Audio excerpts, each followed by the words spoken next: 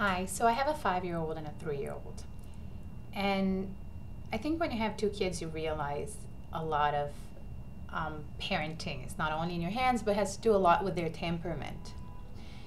Which means a lot of times you can relax and feel relieved that it's not your fault and that a lot of things doesn't come from you.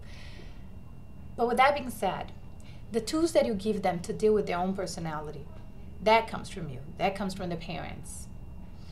If their personality is more difficult, if their personality, I heard something the other way that is great. You have different kids, you cannot teach them the same. You have to teach them and cater to their personality.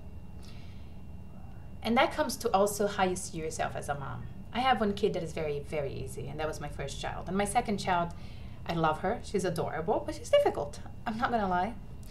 And she tantrums.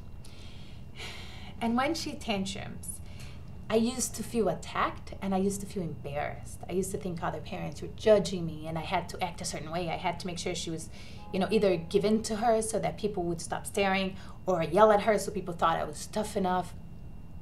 And the truth is, you don't answer to those people.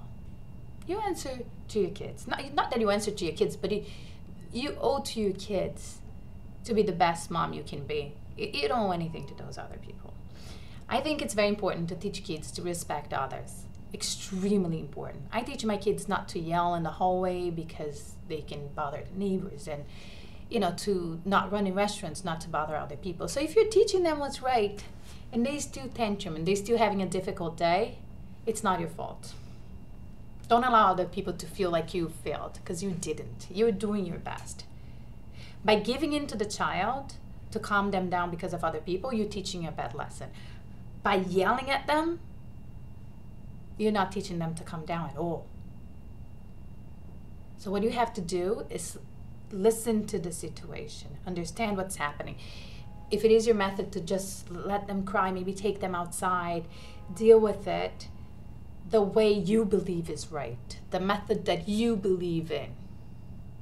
The method you think is teaching them to be an adult that can learn to calm down, an adult that understands not to tantrum. Because you don't teach them for right now. You don't want them to just be quiet to please the people that are judging you. You want them to learn because you're giving them tools to be healthy and happy and successful adults. And by allowing people that are judging you to make you feel bad and embarrassed, and to make you feel like you're failing, or that you don't want them to think that you're failing, it's going to interfere to what a good mother you can be to your child at that moment when they need you. So tune it out. It doesn't matter what they think, because if they have kids, they shouldn't be thinking that. They know how hard it is. And if they don't have kids, then they have no idea how hard it is. Answer to yourself. Answer to your heart as a parent. Don't let anybody tell you. You can hear, you can listen to people's, ideas and methods, and you take it in.